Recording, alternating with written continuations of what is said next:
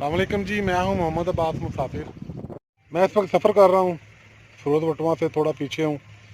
PSO का pump है, वहां पे रुका हूं। मुझे बड़ी खुशी हो रही है, इन्होंने परिंदों के लिए बाजरा रखा हुआ है, पीने के लिए पानी रखा हुआ है।